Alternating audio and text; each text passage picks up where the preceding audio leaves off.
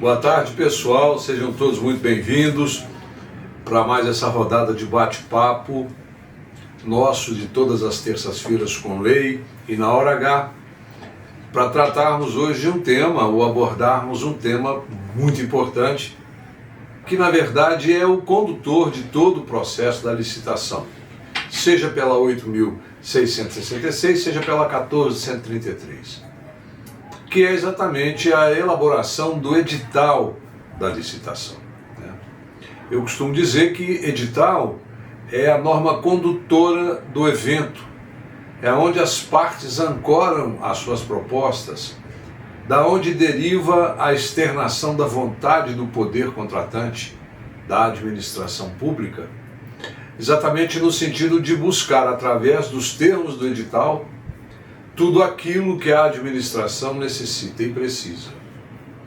Portanto, nós vamos começar a abordar este tema nesse bate-papo de hoje pelas regras da Lei 8.666, que prevê lá no artigo 40 as regras básicas que um edital deve conter.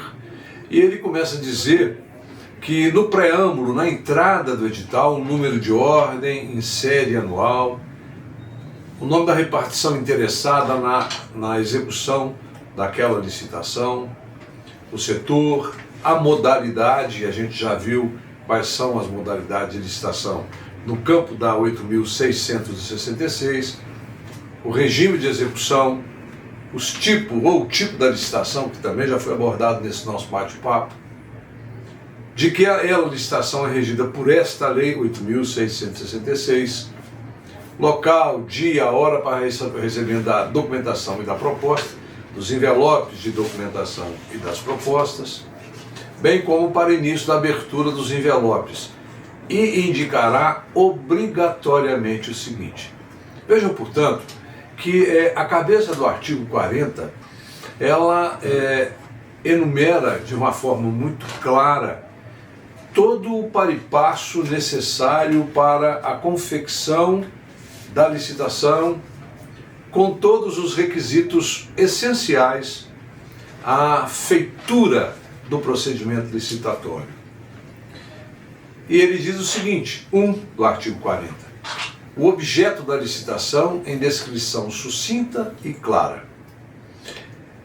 Por que ele diz logo já no início do inciso 1º o objeto da licitação? Porque, guardem, a única coisa que não se admite, tanto na licitação quanto na consequência da licitação, que é o contrato, a contratação, não se admite, em hipótese alguma, a alteração do objeto. Tudo mais é possível de se rever, mas o objeto, aquilo que uniu contratante e contratado, não poderá ser alterado na sua essência. Portanto, o objeto é norma condutora e a norma 8.666 deixa de uma maneira muito clara que a descrição desse objeto tem que ser sucinta, mas robusta e clara, para não ter controvérsia na sua interpretação. Lembrando sempre que a licitação ela não admite, por óbvio, que o seu julgamento, que o seu objeto fosse buscado de uma maneira, ou eleito de uma maneira subjetiva, por isso sucinto e claro. O inciso 3º, e obviamente que eu busquei selecionar ao meu entendimento aqueles incisos do artigo 40 que fossem os mais impactantes na execução do edital. Sanções para o caso de inadimplemento.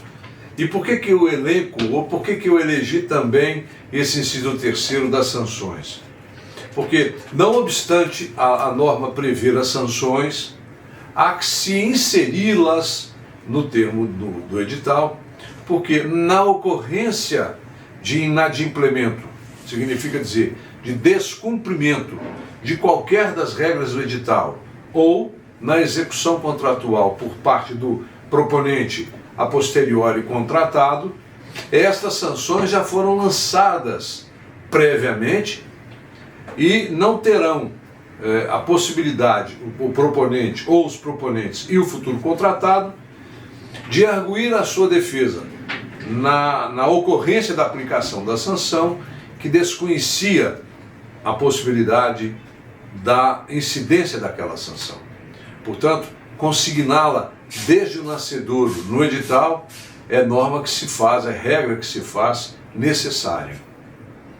Depois, no inciso 5º do artigo 40, ele informa da existência de projeto executivo disponível na data da publicação do edital. O projeto executivo, nós todos sabemos, é o par e passo de como se executará o objeto daquela licitação. E é necessário, na sua existência, que o proponente tenha também conhecimento prévio desse instrumento, dessa peça, porque certamente é em cima dela, com informações complementares constantes no edital, é que ele formatará e apresentará a sua proposta ao órgão licitante. Ainda no artigo 40, agora no seu inciso 11, ele trata do critério do reajuste. O reajuste, a gente tem que ter muito claro que ele serve para manter aquilo que é regra básica, pedra angular na formatação e na execução do contrato, que é exatamente o seu equilíbrio econômico-financeiro. Portanto, o inciso 11 diz que este critério de reajuste ele deve retratar a variação efetiva do custo da produção, com índices que forem obviamente eleitos, desde a data prevista para a proposta ou do orçamento até a data do adimplemento de cada parcela. Obviamente que se for uma prestação de serviço de natureza continuada. Portanto, o critério de reajuste no edital é norma condutora e segurança jurídica para quem vier trabalhar com a administração, no sentido de que, em logrando êxito a sua proposta e assinatura do contrato, aqueles preços ofertados anteriormente, eles serão reajustados com a finalidade de manter equilibrado aquele instrumento contratual. Na sequência, ainda no 40, agora no inciso 14, condições de pagamento prevendo. Vejam, senhores, que o edital já contempla, já elege a satisfação da obrigação pelo contratado e agora a obrigação dele, contratante, na sua única obrigação perante ao contratado, que é pagar. E a norma coloca de uma maneira também muito clara que esse pagamento não pode ser superior a 30 dias do adimplemento de cada parcela. A gente ouve com muita frequência ainda hoje de que as pessoas elas deixam de participar de eventos licitatórios, dentre tantos outros argumentos e motivos, a afirmação quase que inconteste de que não licita, não trabalha com a administração pública porque ela demora a pagar. E a demora no pagar traz, inevitavelmente, um desequilíbrio econômico do contrato. Vejam, senhores, portanto, que mesmo a norma 8.666, que vigorará até 31 de dezembro desse ano de 23, ela já contempla, na sua redação original de 30 anos atrás, que o pagamento não poderia ser superior a 30 dias. De maneiras que a existência, por absurdo, nos atrasos de pagamento não deriva de imperfeição da norma jurídica. Não. E é exatamente nesse sentido que daqui a pouco a gente vai ver que a 14.133 procura e avançou no sistema de garantir juridicamente esse pagamento no tempo eleito e previsto no edital. Anteriormente a gente falava do reajuste. Vejam, senhores, aí no 14, que ele agora trata de critério de atualização financeira. dos valores a serem pagos, desde a data final do período do adimplemento até a data do efetivo pagamento. Significa que esta regra ela é mais rigorosa, mas ela é também complementar à linha A do 14. Porque a linha A do 14 ela fala em até 30 dias do adimplemento. Significa dizer que o contratado A executou a sua obrigação a tempo e modo próprio, entregou a nota fiscal daquela parcela, a administração pública teria daí a 30 dias para pagamento e nesse prazo corrido não efetivou a sua obrigação.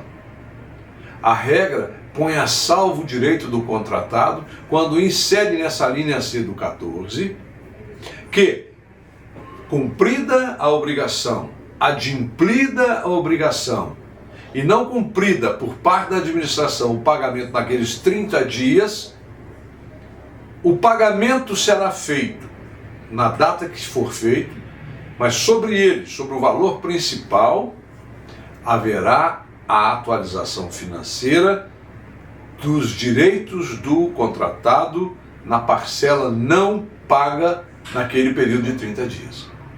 Isto é uma penalidade, não obstante a lei não escrever desta forma, é uma penalidade que a regra 8666 atribui ao agente público, no sentido de que, não suprida a obrigação do pagamento naquela data aprazada, prevista no edital e, por consequência, no contrato, ela, a administração, se responsabilizará perante os órgãos de controle pelo atraso do pagamento.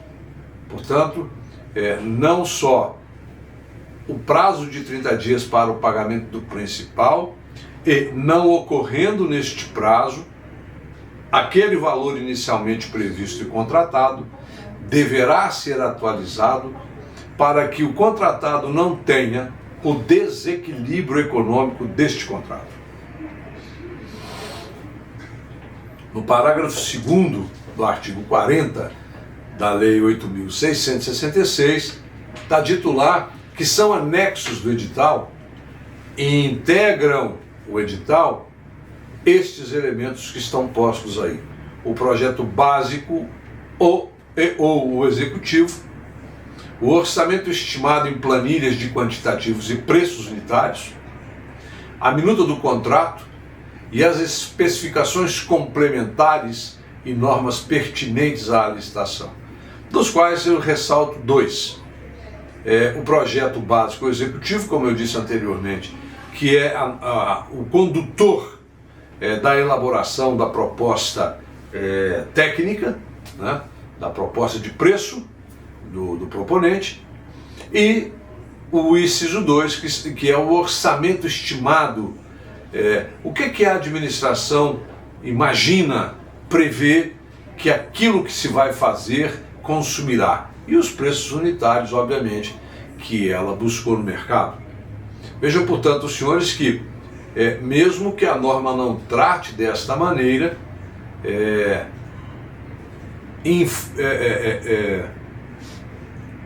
imagina-se que ela, administração pública, tenha feito uma pesquisa no mercado cujo objeto é o licitado, para que ela tenha noção a mais próxima possível daquilo que o mercado pratica. Porque senão ela vai dar um tiro no pé. Ela vai ao mercado para contratar o que ela necessita sem saber quanto vale. E aí isso não vai dar certo, porque a regra começou torta e o contrato terá os seus resultados tortos também. Na sequência, e agora já caindo para a 14.133, os senhores verão que a 14.133 ela traz uma regra mais detalhada. Como eu tenho dito ao longo desses papos nossos nas terças-feiras, o escopo, a matriz, a ideia jurídica da licitação, ela é mantida desde sempre. O que se busca com a 14.133, e aí no período da evolução da licitação, a gente tem nitidamente essa constatação, agora com a 1433, um preciosismo, vamos dizer, maior com a questão do processo da contratação. E é o que a gente vai ver agora, quando o artigo 18, na cabeça, fala que a fase preparatória do processo licitatório é caracterizada pelo planejamento e deve compatibilizar-se com o plano de contratações anual. Vejam, portanto, senhores, que as coisas elas estão interligadas, né? A gente vem ao longo do tempo, ainda lá na 8666, dizendo o seguinte: eu só posso contratar e eu devo lançar no edital a dotação orçamentária a qual correrá a despesa, porque sem isso é a garantia que eu dou ao contratado, ao proponente de futuro contratado, da certeza e segurança do pagamento e da existência do recurso. Quando o artigo 18 da norma 1433, ela é enfática ao dizer que o processo inicial, a fase preparatória, ela é tipicamente de planejamento, significa que ela busca envolver de forma absoluta toda a administração, toda a burocracia da administração voltada para aquela aquisição. Exatamente no sentido de demonstrar-se o conhecimento do que se pretende e, aliado a esse conhecimento prévio, atrelar esta contratação a um plano de contratação anual. E esse plano de contratação anual, ele haverá de estar consignado no orçamento anual. Vejam, portanto, que existe aí um casamento de procedimentos da parte que licita, da parte que orça e da parte que paga. Exatamente para não haver lapso de procedimentos, lapsos esses que tragam prejuízos a ela, a administração, e também ao futuro contratado. Vejam, senhores, que na sequência do raciocínio, sempre que elaborado e com as leis orçamentárias, bem como abordar todas as considerações técnicas, mercadológicas e de gestão que podem intervir na contratação, compreendidos. Vejam, portanto, que é exatamente o que eu acabei de dizer. Eu devo planejar internamente, essa é uma fase interna.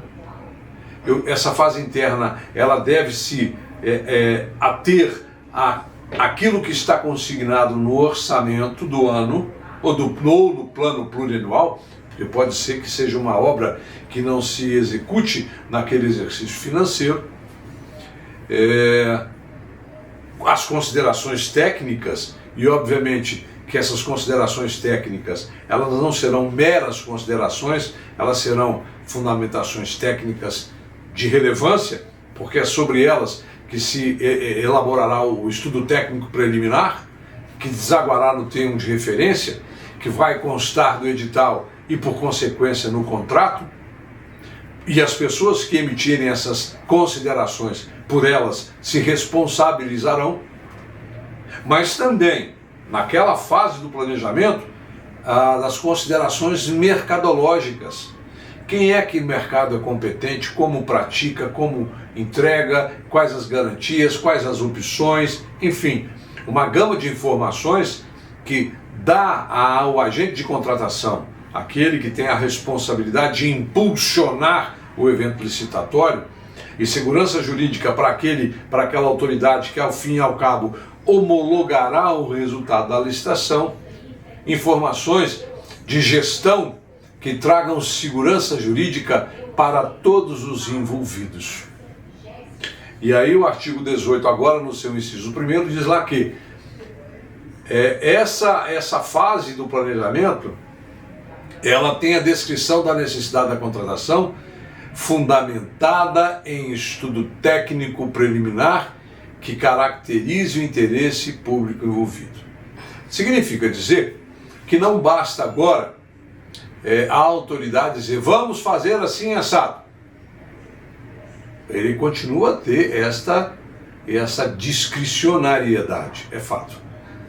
Mas para tê-la, ou continuar a tê-la, ou para exercê-la, há que se ter um estudo fundamentado, de maneira clara e incontroversa, dos porquês daquela futura contratação. E aí o parágrafo 1º está dizendo exatamente o seguinte: ele tem que evidenciar o problema a ser resolvido. E qual a melhor solução? Vejam, senhores, que a administração pública, eu costumo dizer assim, não dorme. Ela tem uma atividade constante, 24 horas por dia, 7 vezes na semana, 365 no ano. Está claro, portanto, que tudo que se faz é necessário, porquanto tudo que se faz é voltado para a coletividade, que ao final é o depositário, que afinal é a depositária das ações do poder público. Incontroverso. Mas não basta só saber que isto é fato. É fato, mas esse problema há que ser evidenciado. E dessa evidência, qual é a melhor solução para estancar aquela situação? Isso é muito importante porque, em tese, evita o desperdício de recurso público e, evitando o desperdício de recurso público, com a melhor alocação desses recursos e, por consequência, um ganho para a coletividade. No inciso 1 do parágrafo 1º do artigo 18, a descrição da necessidade da contratação, considerado o problema a ser resolvido sob a perspectiva do interesse público, foi o que eu acabei de dizer. Sempre o interesse público em todas as ações da administração pública, seja ela municipal, estadual ou da União, sempre o interesse público é o primeiro lugar, porque é ele, o povo, que é o depositário das ações da administração pública e o grande solicitador e o grande espectador das ações do poder público. E eu já disse aqui algumas vezes que a única forma que ela tem, a administração pública, de gastar dinheiros públicos é com esta ferramenta chamada licitação. Portanto, essa ferramenta ela tem que ser muito bem utilizada para que os recursos públicos, por consequência, também o sejam.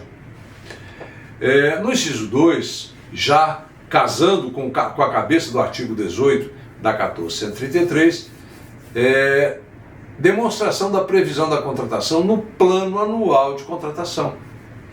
Significa dizer que o gestor público, o prefeito, o governador, o presidente da República, enfim, a autoridade que tem ao seu comando as ações de determinar que se faça assim ou assado, eles têm que ter as áreas próprias de cada um desses entes, tem que ter bem claro que a vontade de executar, ela deverá também estar constante no plano anual de contratações e, óbvio, por óbvio, também no orçamento anual ou no plano plurianual. Existe aí uma combinação, vou repetir essa palavra de novo, um casamento muito grande, que existe uma fidelidade muito grande nessas peças jurídicas, exatamente para preservar o interesse e a coletividade. É isso que tem que ficar sempre muito claro. Justificativas para o parcelamento ou não da contratação. Por que eu elenquei esse inciso 8º? Por que eu tenho que justificar o parcelamento? É porque muitas vezes poderá resultar do parcelamento uma compra ruim. Então eu devo demonstrar que o parcelamento ele é necessário porque a compra parcelada no aspecto econômico me traz vantagem, mas também, por exemplo, parcelar uma obra que não consigo executar em 12 meses. Portanto, é possível que eu faça, mas em fazendo ou não, justificar por quê. Essa justificativa põe a salvo as responsabilidades dos envolvidos no processo de contratação. Presta atenção na redação desse 13. Posicionamento conclusivo sobre a adequação da contratação para o atendimento da necessidade a que se destina. De novo, a norma busca aquela responsabilidade de quem está justificando da necessidade da contratação, e não basta que você, na entrada da justificativa ou do processo, diga lá os porquês, mas sem concluir de forma firme, positiva, o porquê faz. Então vejam, senhores, que tanto na entrada, lá no estudo técnico preliminar, quanto na conclusão, esse posicionamento ele tem que ser igual. Ele tem que casar, ele tem que fechar. Ele não pode ter controvérsia dos porquês. De novo, busca-se com esses procedimentos a responsabilização ou a responsabilização pela boa condução do processo licitatório. Parágrafo 3º do 18 está dizendo o seguinte: se a contratação ela incide sobre obras e serviços comuns de engenharia, ou seja, vamos chamar isso aí, pudesse ser de prateleira, não existe nenhuma novidade no que se vai executar, e esse serviço de prateleira, porque já foram por demais executados, para a aferição dos padrões de desempenho e qualidades ao melhor, a especificação do objeto ela pode ser realizada através de apenas por termos de referência ou em projeto básico, dispensada a elaboração de projetos.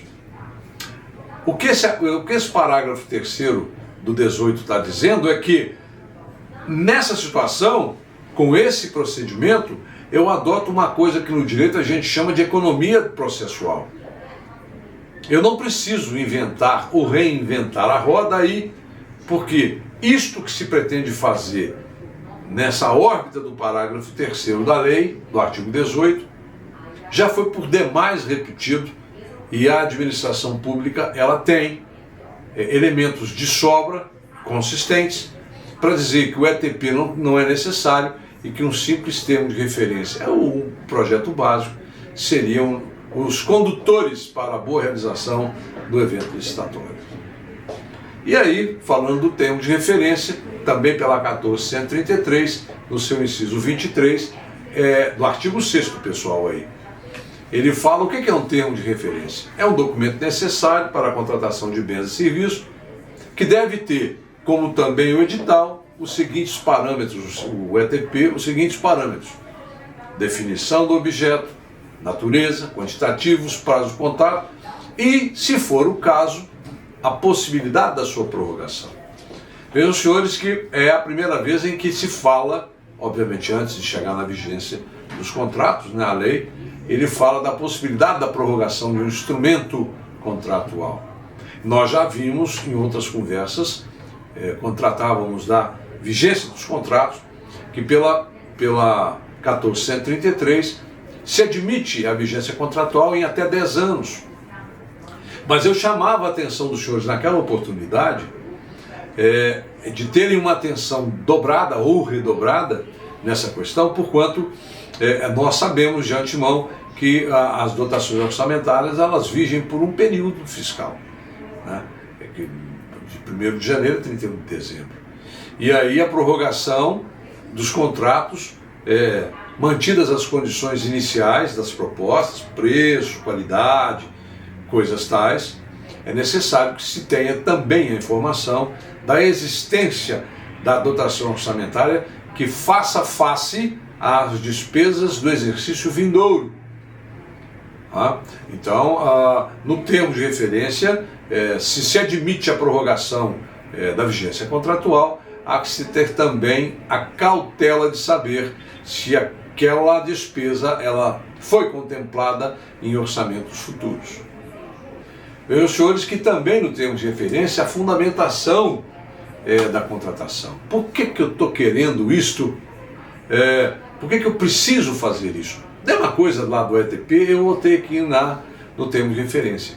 Consiste na referência dos estudos técnicos preliminares, ao ETP aí, ou quando não for possível divulgar esses estudos, no estado das partes que não contiverem informações sigilosas. Né? Muitas vezes é um contrato que foi celebrado e as partes elas se acautelam na divulgação de determinadas informações. Caso contrário, todas elas são do domínio público. A descrição da solução como um todo, considerado todo o ciclo de vida do objeto. Não basta só dizer que eu quero comprar a proposta ou o produto com aquela qualificação técnica pelo menor preço.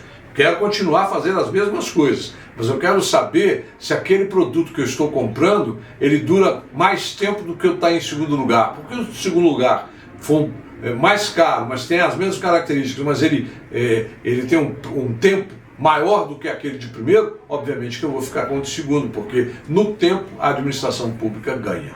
E esse é o nosso objetivo. Os requisitos da contratação, e cai agora no artigo 40, quando ele fala de novo no planejamento de compras, deverá considerar a expectativa de consumo anual e observar o seguinte: termo de referência, como a gente acabou de ver aqui agora, a especificação do produto. Agora presta bem atenção, porque eu falava numa das últimas conversas nossas sobre marca. E eu fui muito enfático em dizer da importância de se indicar uma marca com as cautelas que a regra impõe, exatamente para você, mais uma vez, observar o interesse público que está sempre posto e que deve sempre ser buscado e preservado. Especificação do produto, preferencialmente conforme o catálogo eletrônico de padronização. E vejam, senhores, que eu coloquei ali requisitos de qualidade. Eu dizia lá atrás o seguinte: eu não compro só, a administração pública comprou uma coisa, é porcaria. Não. Por favor, não digam isso. Isso é uma falácia, não existe isso. Pode ter existido sim uma especificação mal feita. Eu até admito que isso ocorra. Não deveria, mas pode ocorrer. Mas sempre o que se busca é, a partir de uma especificação bem elaborada, a administração pública vai comprar sempre o melhor produto, com o menor preço. Agora, vejam, senhores, que a norma, a 1433, ela fala de um catálogo eletrônico de padronização.